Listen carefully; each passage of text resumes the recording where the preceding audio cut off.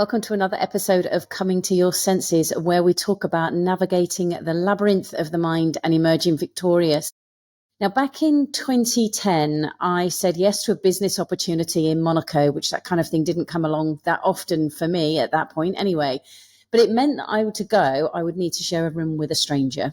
And what I learned is sometimes that all it takes to turn a stranger into a friend is to listen and have a conversation. And that friend is who my guest is today. That stranger became a friend of 15 years, Jillian Thomas. Now, there are many, many ways that I can introduce Jill. She's won so many awards. She's built and sold an extremely successful business. She's been on more adventures than I would know where to start. So I don't know as ever where this conversation's going to go, but I just do want to welcome Jill to the podcast. Jules, thank you ever so much, and thank you for the introduction. We have no idea where this conversation is going to go, so let's start it and see where it goes. So can you tell me, my first question is always, can you tell me about a time in your life where you came to your senses and where and what that led you to? There could be so many places today I could start, and I'm going to start in COVID, because COVID was one of those times where we rapidly changed so many things in our lives. We had to recalibrate. I'd built a business, and at that point in time, I worked in the financial services industry, and I used to sit there with a blank face and say to people, tell me what retirement looks like, tell me when you're going to do it and how we're going to get there. And the irony is, whilst I'd been asking people for the best part of 30 years those questions, I'd actually never asked myself those. And COVID gave me that vacuum and that space that allowed me to actually be in that situation, to sit, reflect, and actually challenge myself at that point in time. And what I sort of realised was that I'd been incredibly successful. However, I also wanted to be in a situation of enjoying some life afterwards. I mean, we've joked together. I call it Thomas time. You know, I did a little pie chart during COVID, and I analysed what was my time. And 70% of that was running a business at a very high level, working sometimes 50, 60, 70 hours a week, being in the situation there of having to then look after parents, run a household. And what I realised, other than pre-arranged holidays, there was no Thomas time. And that was the challenge. And that made me consider, how am I going to retire? What is my exit plan? And more importantly, how do I monetize what I have built to find an exit route? And I have to say that's one of the most challenging questions I've ever asked myself. And do you know what? I mean, I'm sat here smiling, as you can probably see, because I know the conversations that we've had around this. And it's a conversation I have very, very often with clients, and especially actually really successful people who have got so much of their time and their energy has gone into, whether it's a career or a business or both, that there's this mythical thing off in the distance that they refer to as retirement. But actually, when I've sat, and I know that obviously the conversations you've had with clients around this, that it will be very much about the financials and what that looks like. When I talk to people about it, it's okay. I might vaguely say, where are your financials at? Have you got that sorted? But that's certainly not my strong suit.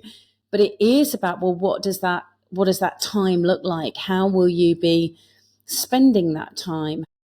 What's going to be that 70% that you will have been putting into the business, and the extra time that's going to be around taking care of aging parents or children?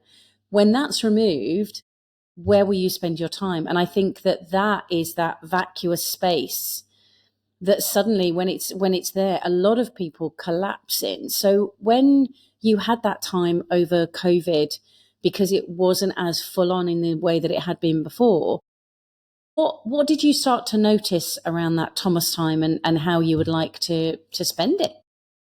It's interesting that you say this, because so often I see people go into retirement either forced to, or alternatively do, with absolutely no plans whatsoever. And the process of getting yourself into that mindset to understand, what does it look like? What does it feel like? What is comfortable for me? What am I in the situation that I really want to do at that point in time? And COVID allowed me to put the challenge down. I remember many a time having a piece of A4 paper and putting plus and minus on both sides. And slowly over a period of time, the minuses got less and the pluses got more, because I'd actually thought about the process I wanted and what it looked like and in what way. I love traveling. I do. I've had some adventures along the way. One of them we might touch on later was quite a big adventure. And that was something that was really important to me.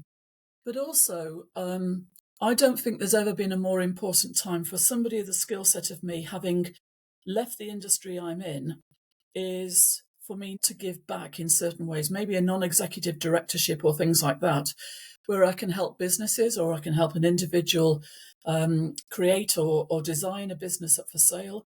Or, as I've done significantly in the past, do work with the British Chamber of Commerce and the local chambers, because to me, I think it's important that we help individuals and businesses get through this period that we're in, because this is difficult now. I think it's going to get even worse over a period of time. And the more and more I thought about this was all-consuming, that would allow me, if I sold the business, to do some giving back in a different way than I'd actually given as a professional, giving advice, as I had done for the best part of 30 years. If you've listened to the first episode of Coming to Your Senses, you'll know that in the early 2000s, I experienced a breakdown. I tried different therapies, but it was coaching that truly helped me transform my life. Initially, when I discovered coaching, though, I couldn't afford it. And it was a kind soul who sponsored me not only to have coaching, but also to train and become a coach. And my promise to them was that I would pay it forward. And I've done that in many ways over the years, initially through social media and private Facebook group called Confidence Revolution, and also through Coming to Your Senses, the podcast. But it triggered for me a passion to really want to make and create a secure, supportive space for people to be able to come together and have conversations that transform their lives. So I created the Conscious Conversations community. It's a group where we meet on more than once a month. We have a focused theme which is guided by the community and facilitated by me. There's hundreds of hours of learning and resources and materials to help you transform your life in a like-minded space. Because I get passionate about it, and because this was my promise to pay it forward, I'm offering you the opportunity to trial it for £1 for the first month. If that appeals to you, then head to juleswyman.online/conscious conversations offer. juleswyman.online/conscious conversations offer to explore what's available for you through being part of a conscious community. And it's something that I know that you're really passionate about, especially with young people as well as startups. It's not that you're just looking for one particular type of organization. Whenever I hear you talk about it anyway, it always seems that you want to help people who want to help themselves. So if those that are looking to develop, but they just don't know where, or they can't see what they're tripping up, you love having those conversations and challenging them. One of the things I notice about you, and we've spoken about this, is you have this unique ability to see things in a way that many people don't. Can you explain a little bit about that and how you might share that with somebody who is maybe looking to sell their business or grow their business? Well, if we look at it from a business sale point of view, so many people go into this and literally get up on a Monday and decide on a Friday that they are going to sell. And the process of getting a business into shape that allows them to extract the best possible price is a period of time, and you've got to get all your ducks in a row. The best piece of advice I ever had was from a solicitor that helped me with employment contracts and shareholder agreements. At the very beginning, I was actually starting a business. And his words to me were, prepare today activate today, act today as if you're selling tomorrow, and make sure every single document that you have in place is in a file that if you had to put your hands on it, you were in a situation immediately that you could do that. Now, that allowed me to have a library of documents that when we actually got into the sale process, when people were asking things of the purchaser, we could have put our hands on them immediately. So we're in the situation there where all they were saying was asking the question. 3 or 4 minutes later, the documents would be going through. That impressed them, and I'm sure that had an influence on the price. But the other thing I really did was understand that if I'm going to monetize a business, the team that I invested in, and I heavily invested in them, in my time and also money, and got them exams and education in that way, they had to be in the best possible framework that I could possibly hand over, because I had built careers. You know, the most important things to me on the sale were looking after the clients, looking after the team. And if I understood that those two were looked after, the third one in that commodity was me, that I'd be looked after too. And that team was really important. A lot of them I brought in from youngsters. I can think of one that came from 16 years of age, now been with me was with me about 10 years. And, you know, I had one lady that I'd worked with for 24 years. I'd taken her out of a totally alien industry and taught her the financial services industry. However, what I'd also done was taught her how to run a business. I'd taught her how to manage situations. And one of the powers that I think I have, and I know we've spoken about this, is the power of silence. Because It's one of I the things talk I about, wrote down to mention. yeah, and I call it silence, or I call it the vacuum. And the word I will use is the vacuum. And sometimes doing nothing, I believe, is far more important than actually doing something. It gives you the space to think. You know, it gives you an ability for somebody else to express themselves, to fill a void, maybe share with you in some way something that they want to say, but for whatever reason, they can't at that point in time. And that goes on one step further. I know we can all get really, really annoyed about a situation. Sometimes I write emails and I'll sleep on them overnight, and I'll look at them the next morning and I'm thinking, Jill Thomas, you can't send that. You can't say that. You know, the impetuousness of the moment has dissipated overnight, and all of a sudden you've come to your senses in realizing there is a different way of actually dealing with the situation that is going to get you to the greater place. I can think back to, you know, I believe that we've learnt more from times when things have gone wrong than when times have gone right. And when times have gone wrong, the classic question to any client or any individual, tell me, how do I put this right? And it's like diffusing a situation where you're allowing somebody just to tell you what they want to see to make this situation better, and from their point of view, the solution that is acceptable to them. And it's those kind of things that, you know, I've learnt over the way. I've shared with people. I've seen them use those tactics on me, and I'm thinking, I know where you've got that from. But, you know, the power of the silence, the power of asking, the power of admitting that you're wrong or you've got a problem, how do we make the solutions? Those are incredibly valuable in any industry, and certainly in financial services, where, you know, investment markets can go up and down, and you know, risk is apparent in there all the time from investments.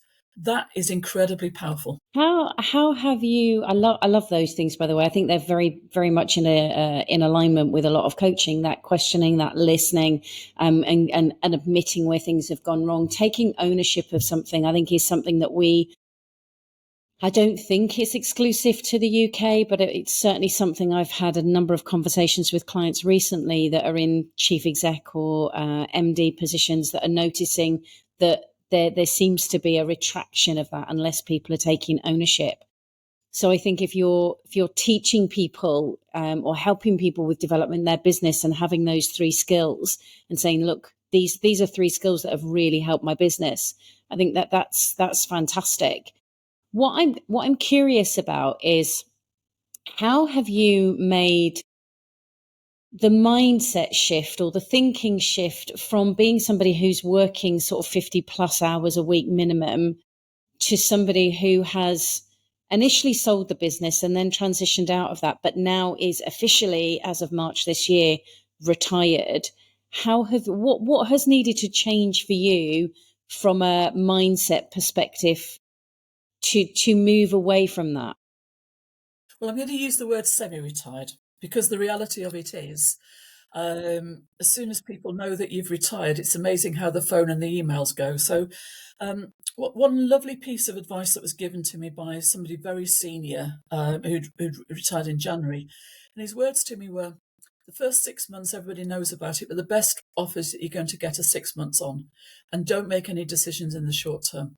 And that's actually proved to be correct, because you need some space, you need some downtime, you actually need to recalibrate. And one of the most important things I always tell to clients, and I did it myself, you retire in the spring to be in the situation where you've got the summer and the long nights and the better weather to acclimatise to this new environment, rather than retiring in the autumn, having the bad weather that you can't go out and the shorter nights.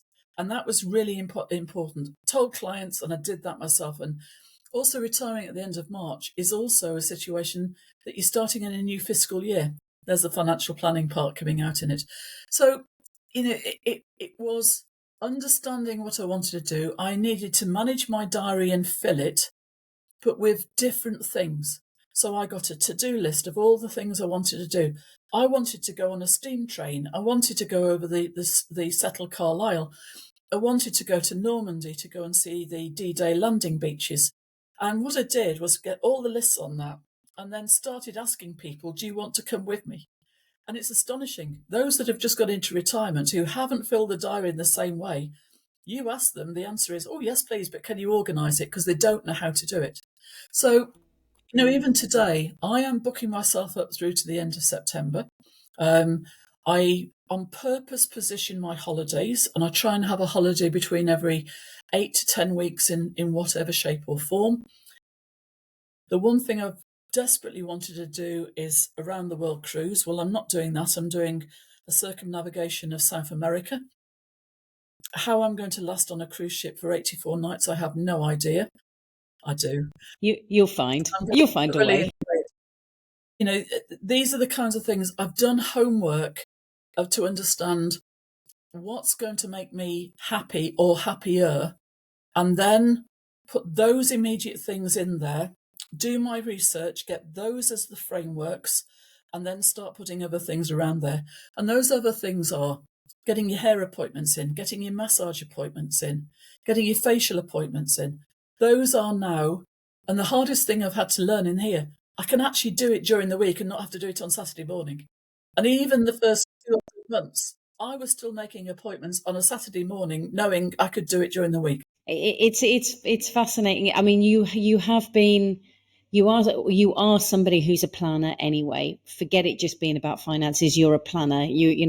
This circumnavigation of South America is 2027, but that's already planned in. That's you've got an overview of that, and this is the thing I find fascinating about you, because ever since I've known you, your hair appointments for the whole year will be booked in. Your massages for the whole year will be booked in. I am such an ad hoc person. This is, and again, this is one of the other reasons I wanted to share you with my audience, because I think that we've said this to each other many times over the 15 years. On paper, there is no way that we should be friends, because we have Great. opposing lives in many ways. We have different views. We have different ways of being. You are a planner. I'm a free flower. It's not, I don't do any planning, but there's so many things that are opposites, and they say opposites attract. But to me, I think one of the things, which is why I put it in the introduction, that solidified our friendship was that moment on the balcony in Monaco, when we were both sat out there with our drink, and I don't even know how the conversation started, but both of us just started opening up to each other. We'd only known each other probably less than 36 hours by that point. Yep. And yet we started talking about those significant moments in our lives that had made a big difference. And I think that when people, that moment of vulnerability of going, this is a situation that changed my life. So I was talking about why I changed my relationship with alcohol, the fact that I'd attempted to take my own life, and why I'd ended up where I had and was trying to move my life in a different direction. And I think so for myself, I'll speak, that I thought I was the only one who'd experienced something that big that was then making such a significant change. And then when you sit and have a conversation with someone, they're like, oh no. And I think that the image that I had in my head from that conversation, not only because we were sat looking over Monaco, but was you talking about you starting the business and the dedication, what it was that created that shift, but the dedication of you being sat in your bedroom or in your house where you were living at the time, and the commitment to go in, I'm just gonna do this on my own. And Yeah. you started a financial business in 2008 in the middle of the biggest financial crisis I think we've ever seen. Stupid, isn't it? But the reality of it is, you know, let's tackle one of those. Starting a business in a financial crisis, where actually I was able to negotiate far more than I possibly could have been in a different situation, because everybody needed business. Everybody wanted somebody to rent their accommodation. The ability for me at that point in time to negotiate in the middle of that crisis, if I got the confidence to do it and take up those opportunities, was immense. And I think that's something that we need to address. I mean, there was a significant situation in my life, and I don't particularly want to go into it. The reality of it is, you have two ways to go. You either allow it to be powerful and take over your life, or you allow yourself to come to terms with it in whatever way and move forward from it. The phrase I always have used is, at that point in time, my life was like an onion, that I'd take off a layer and I'd find something else in there. I'd take off another layer and there'd be something else in there. And I'm having to address these situations on a regular basis. But if you are honest with yourself and honest with the circumstances, the power you get from the honesty that you can give yourself at that point in time is absolutely immense. I grew more at that time than any other time. And you've heard this phrase, and I have used it on many occasions. It's the worst and the best time of my life, beyond anything. And I think it's just one of those situations that I had the courage to embrace a time in my life that could have gone both ways. And you've heard me say this story, but you know, when you're starting to be in the situation of, what do you name a business? Well, I'd gone through list after list after list, and it's one of those things where it wasn't really right, didn't know what it was.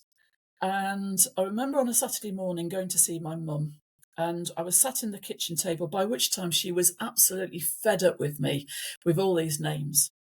And I was sat at the kitchen table and she was at the cooker, and she turned round to me with a pan in her hand and she said, for God's sake, Jill Thomas, this is about your future life. Future Life Wealth Management at that moment in time was actually born.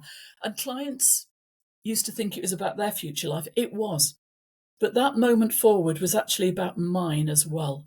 It was about a journey I was going to take on. And I hate to use the J word, but it was a journey. It was about understanding or accepting or finding out how good I really was. And I've really enjoyed finding out that I'm actually quite good, or was quite good, at what I did. But it's not only as a financial planner, the empathy and trust that you needed to create, it's actually running a business. And that was something I'd never done before. Oh, I made mistakes, but I learnt from them. And I allowed people to share back with me the mistakes that I'd made. And as a team, work out how we got better as a team. And I put people in place there that were better than me. And I wasn't afraid to actually have those people in place that were better than me. They might not have the entrepreneurship that I actually had, But what they had was an ability that as a team together, we could forge our future lives. And there were two individuals there that I recognised that were most important. I gave them shares. They didn't buy them. I gave them because they were important to the future of that business, the profitability. And at that point in time when I gave them, I wasn't expecting to sell the business, but it actually made them some money at the end of it that helped them create a lifestyle that they want to enjoy, potentially in their future retirements in the future as well. So it's I sometimes think back to those situations, and it's courage. It's not to be frightened. It's to embrace. I still can get myself upset by the circumstances, but the reality of it is the only way you're going to change what has happened is to change the future that you're walking into, because you can't change the past that you've walked out of. Mm. I love that, Jill. That's such a lovely phrase. And I think I've just got this image of your mum with a pan. It's your future life. But I think that the thing that I love about that is just so you know, Jules. No, I've just got this whole thing of her potentially coming to give you a bonk on the head with it. But I think that I love when stuff has got more than one meaning, and the fact that it is that recognition that this was about for you, but it was obviously it was for clients, but actually it's also then became about the staff that you didn't have at the time. It was also for them as well. I love the many layers, but I'd love to go back to the word courage. And I love what you've said. You know, I can't change the past, but I can change the future. If I've got a future idea of what it is that I want, what is it that I can be doing now that can take me in that direction? I know from the conversations that I have with clients that is something that they stop themselves from taking those steps. And I'm sure that you've experienced it with your clients as well, but through a different lens. How does somebody muster up the courage? How do they engage with courage? How do they negotiate when they haven't got that kind of initial courage or skill set? What is it that you think that you tapped into in order to be taking those steps forward out of that? Why are we those tough situations? Yeah. Why are we frightened of it? You know, the whole point is if we do tomorrow what we did today, we're going to expect tomorrow what we got today. And the reality of it is the only way we are going to change is to change the basis of what we do. Why are we frightened about something that could enhance our life and get us better? Now, I freely admit I've fallen flat on my face on many occasions, and sometimes I've learnt from it, sometimes I haven't. But to have courage not to be frightened about failure. You know, failure to me, I've made the greatest successes on the back of failing, because I've learnt from a situation which doesn't work. And in a business, sometimes you employed people that just don't work. On paper, they were the right ones. You've got to have the courage for both of your parties there, me and the employee, to have that conversation saying, I think you're in the wrong place, but I will help you find the right place. And, you know, courage comes in so many different ways. It is thought out. It's not knee-jerk. It's making sure that you cover all angles. It's making sure that you look at opportunities that are out there, and sometimes pre-planning. Sometimes they just fall in your lap immediately, and you wonder, you know, where on earth they've come from. But it's seeing them, acting on them, having the courage to continue to follow that, but daring to dream. All right. And the whole thing with this is you are not going to know what success is unless you dare to dream what success actually looks like and feels like to you. And I've sat down sometimes with a dream and thought, come on, there's no way you're going to be able to do that. But then when you start segmenting it down and you actually think, well, if I do this, it gets me to there. It doesn't get me to the end, but it gets me one step further. And that daring to dream has actually been, I think, fundamental. And it's something I've done with clients. Tell me what the dream is. If success looks like, what does success look like? What does it look like today? If we are there, let's get to the end and let's work back and let's find out how we get there. That's what a financial plan is. It's finding the how much we need to be independently wealthy. Well, it doesn't matter if it's a financial plan or it's a life plan. What does that end look like? How do we get there? What are the conduits that we're actually going to put in place there? And when you actually segment it down and realize it doesn't have to be done overnight, it could be a 4 or 5 year process to get there. Isn't it easier that all of a sudden you can see a map out in front of you that thinks, actually, I can do that tomorrow. That might take me 6 months to come in, but that's achievable. And I think this is one of the things I think has become really important.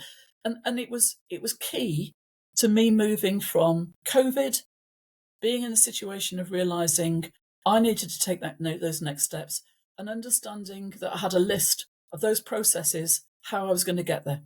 What could I own? What could I subcontract to other people to help me? And what were other people actually going to have to do for me to get to that place? Oh my God, there's so much in what you've said. And this is why I love our conversations off the podcast as well as on the podcast, is because this is where we align. It is that whole thing of dare to dream. And I think in the world that we live in, there's this prevalence. When I started my business, believe it or not, 20 years ago this year, which I can't quite believe, but that is 20 years ago in October. And what I notice is the conversation around dare to dream has become much bigger and more prevalent on social media. But what that dare to dream seems to be is shove a post up or think about it, or just, have an affirmation, rather than actually stopping and going, no, let's really look at what those steps are in order to be able to have that. And that, to me, I'm sure that you've experienced it with clients. I know that I have, is that having the dream is great, but the moment it's like, well, let's scale that back to where you are now, what needs to happen, that's where the doubt starts to creep in. And that's it's not, daring to dream is not where the courageous part is. The courageous part is taking that first step and then continually taking those steps. And I agree with you. It's not an overnight thing. It's taking those small steps, because there will be a point. Revolution, isn't it? Yeah, absolutely. Evolution. Well, you're either evolving or you're revolving is the phrase that I think of very often. And one of my clients messaged me, and I've just started with him, and he sent me 2 emails this in between sessions. And he said, I'm still taking baby steps. And the initial email that he said, it was making it wrong. And I was like, I cannot celebrate baby steps enough, because that's where the sustainability comes in. Rather than trying to take these giant changes, taking the small ones, make them sustainable. And then all of a sudden, quote unquote, the bigger change will seem to have appeared overnight. But actually, you've put all the legwork in place. We need to be aware of, because we don't build a house without building foundations. And foundations are being dug out, and those are the baby steps. Until those foundations are there, the cement has dried, we cannot build the house any further. And, this is where it is important to slowly and to check. That the important thing is the early stages. It's the same with financial planning, starting a pension, starting a savings, just getting the mindset in that you need to do that. What are the advantages of it? Baby steps are the foundations in whatever way: the house, the financial plan, the independent living that goals that we're trying to get to in the future. And that is really, really important. And I'm with you. When clients say, oh, but it's only just, and I'm saying, but it is, you're starting. And it's that is really important to me. And I'm with you on this one. Sometimes people have this massive project that they've got to do at day one. It doesn't happen that way, because your mindset's not there. Financially, you're probably not in the same way. And you've got to go on a journey, and you've got to get yourself prepared for wherever the end of that journey is and the end of that dream. And I think that's key though, Jill, in so many different things, whether someone's looking to start a business or sell a business, whether they're looking to start a career or they're at the retirement end, or if they're looking to change their health, their wealth, whatever it is a lot of people aren't conscious of that there's thinking that needs to change, because you can't keep thinking in the same way. If someone suddenly gave me a load of money, I have to change my relationship with money. I have to look at it in a different way. Whether I suddenly, as you know, and as I've spoken about on the podcast before, I was extremely ill 7 years ago. That was a catalyst for me of changing so many things about my lifestyle. My divorce was as well. That's all of those different things. They're not wrong. They're just in my view, they're an invitation to change your thinking that's no longer helpful. And you used the word recalibrate earlier. And I think that we don't do that often enough. We need to consciously choose to recalibrate. My life was working 60 hours a week, solely in the business, taking care of other people. Okay, now that's not what's happening. Let me recalibrate. And it's not that sometimes the recalibration has to happen overnight because we've had the rug pulled from under our feet. But when you've taken the choices, so as you mentioned, you started thinking about this recalibration of how you wanted your life to be in 2020.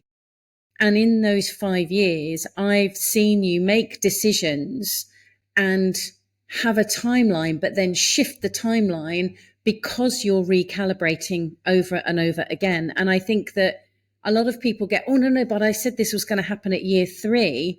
Whereas you were like, actually, that needs to happen at year 2 now. And I wonder if you could tell a little bit about that recalibration and how it is that you do it, or if there's anything that you could share around that, because I think that that's part of entrepreneurship that a lot of people could use. It's a skill that they could all use, even if they're not an entrepreneur. There is no manual.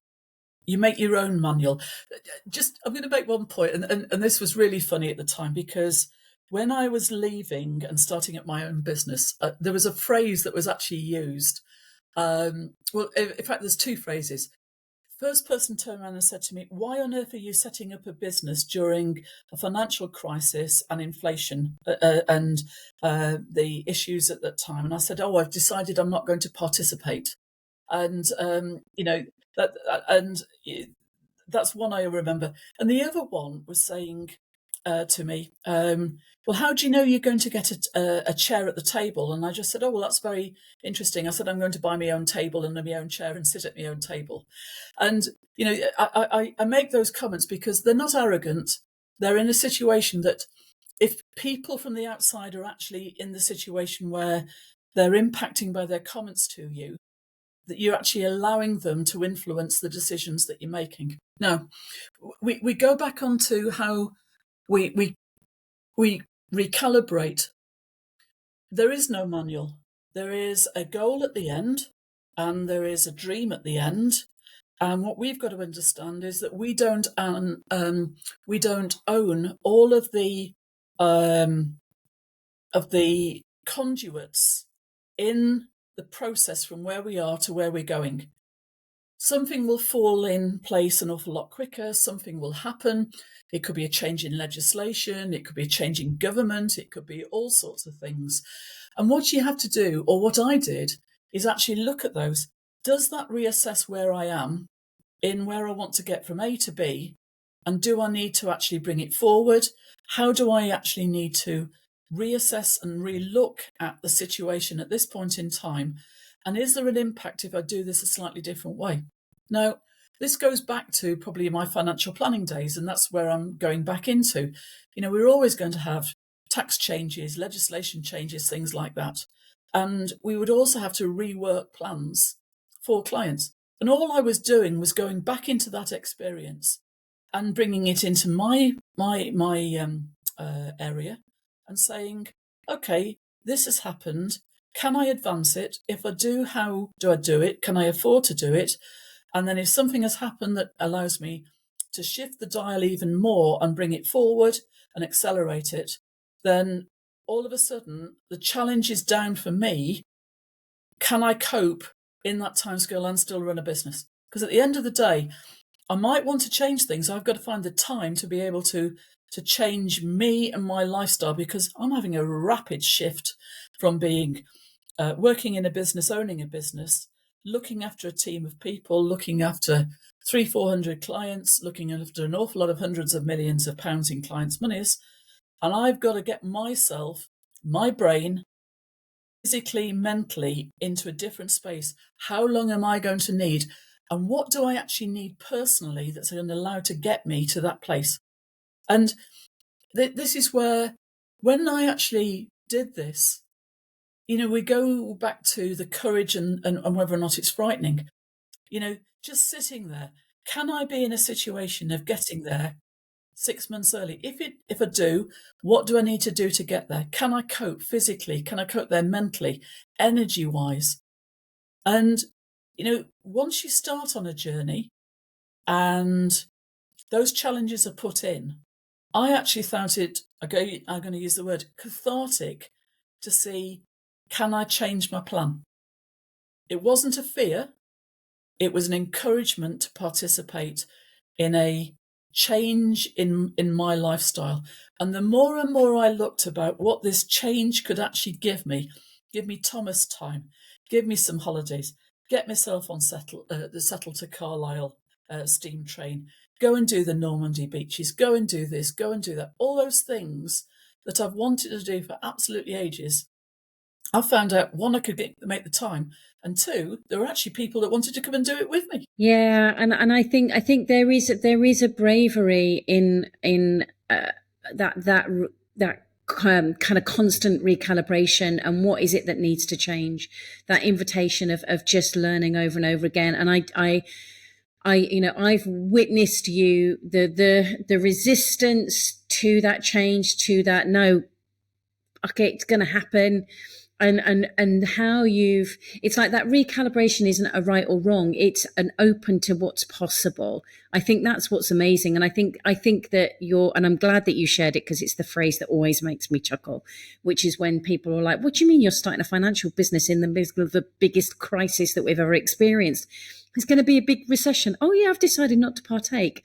It's just a genius line that, okay, may have been a bit of internal brainwashing for yourself, but it bloody worked. And it worked extremely well. And I'm pretty sure that it would have ruffled feathers of other people to kind of go, oh, you mean you don't have to partake in something like that? You can navigate it in a different way. And I think that, to me, that's what I've taken from you, and from specifically from this conversation as well, is that recalibration is an opportunity to look at possibilities. And it doesn't mean that you have to take them, but it's just like, let's try it on for size. Let's see what fits. Let's see what I want to do. And do I want to do the train journey now, or do I want to do it next year? If I want to do it now, then what exactly needs to happen? I think there's also there's a discretionary allowance of whether or not other people's opinions, you allow them in, and to allow them to affect you. You go back to those two comments, I've decided not to participate. That was my discretion, that I decided that all those people that were making those comments, and even the news and the media and the noise that was going on, I decided that was the discretion, that I've allowed myself not to participate in that. In the same way, well, how are you going to make this work because you're not in a situation of having a table to sit round? Well, I'll go and buy my own one. Arrogant. But the reality of it is, my God, did it work? Because all of a sudden I wanted to start a business, and I wanted to build a team, of which I built the most exceptional team. I brought youngsters in. I invested in them. I am proud. The proudest thing I have today is that I've taken a lot of people in who, some have had no industry experience whatsoever, and I invested in them. I invested in their future lives, and the pride, even today, that I have, knowing that I started careers, I really do enjoy sort of harking back sometimes and realizing the impacts I've had. I think that's the thing of your whole thing about wanting to give back, I know you were talking about it from a non-exec director perspective, but you've always been doing that ever since I've known you. As I've said to you many, many times before, one of the words I'd always associate with you is generosity. And it's whether it's generosity of time, whether it's generosity to teach, whether it's generosity financially. There's so many different ways that you generosity of dog biscuits for my dog, let's face it, with the amount of dog biscuits that you give him. What I'd love to end with is, and I think it's pertinent, especially to the comments that you've just shared about that discretion as to whether you take on. We're in, as you intimated at the beginning, we're in a significantly kind of chaotic place where there seems to be a lot of changes going on. There's a lot of things being thrown up in the air. What advice or guidance would you give, not necessarily from a financial perspective, but just from a human perspective? What advice or guidance would you offer out to help people navigate a chaotic time? I was born in an era where social media hadn't even evolved, and certainly when I started the business, social media didn't evolve. And I think one of the biggest impacts is the noise around social media. We have 24-hour news cycles these days where constantly that is there in front of you all of the time, irrespective. Now, I go back to the comment in saying cut out the noise, because the reality of it is all of this stuff is going to go on day in, day out. There will be crashes in the financial markets. There will be wars that are starting around the world. You cannot influence that. Own your own situation, take control of it, cut out the noise, and just, when things affect you, recalibrate. We'll use that word again. How does that affect me? Do I need to make a change? But it's this noise, it's the constant chip, chip, chip, the drip, drip, drip, that I think erodes people's confidence and their ability.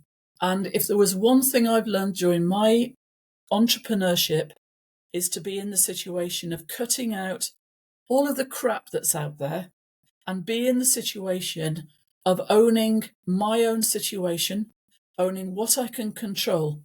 One of the favourite things that you'll hear very high-profile sports people say is control the controllables. And that was a phrase all the way along that was very important to me. Control the controllables. I said partway through this conversation that on paper I can't understand why we're friends, but listening to this conversation myself, I'm like, I totally get why we're friends, because there's so much from a mindset perspective that we are in alignment about the taking the ownership. What is it that we can do? What are the steps that we can take? And I am extremely grateful to whatever thing it was that not only put us on that same trip, but put us in that same room, and led us to be sat on that balcony with and experience the best ice creams in the world, and yes, that cocktail moment that we had, that invited an opportunity for two people to just listen to each other and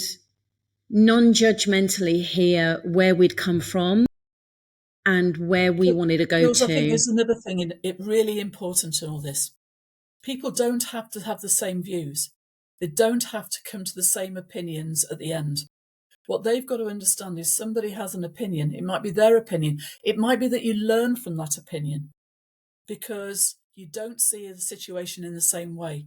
And they're putting in a very controlled, very nice way, a different opinion that might actually change the way that your outlook on life. And that is one of the things I've learned probably over the last 14, 15 years, not only with you, but with other people. I've got close friends that have been MPs and not from probably the political persuasion that I am, but to listen to them as to why they think that that's right. They've changed my opinion on occasions. And it's not that they're confrontational. They've just said, view it from this point. If you still don't want to listen and you still don't agree, then that's not a problem. But just understand where I'm coming from. And that is, I think, one of the powers. Somebody said it's my kryptonite. I think it's a power to be able to allow people to express themselves, to be in that situation of just saying, They can have a different opinion. I might not agree with it, but I'll allow them to be in my space because I appreciate their observation, and they're allowed to be there for that reason. I think it's the being able to see who the person is beyond opinions, because I think that we're all, regardless of our opinions, we're all so much more than that. Because if we can be open to that, we can recalibrate, we can listen, we can learn. And it doesn't mean that we have to change our viewpoint to be with somebody, but we can have that openness of connection. Agreed. Jill, I cannot thank you enough. I don't know what we're going to put in the show notes, because normally I would put show notes to direct people to you and your business, but that's not there anymore. Well, the business is there, No, but I know, but they can find me on LinkedIn, and okay. Well, we'll put your LinkedIn details below, because anyone can reach out. And there's something they think I can be of help to, I'll gladly offer that, because semi-retirement is interesting, but could always be a little bit more interesting. Well, who knows what you're going to get up to today. Have a wonderful day, and thank you so much for sharing your time. My pleasure.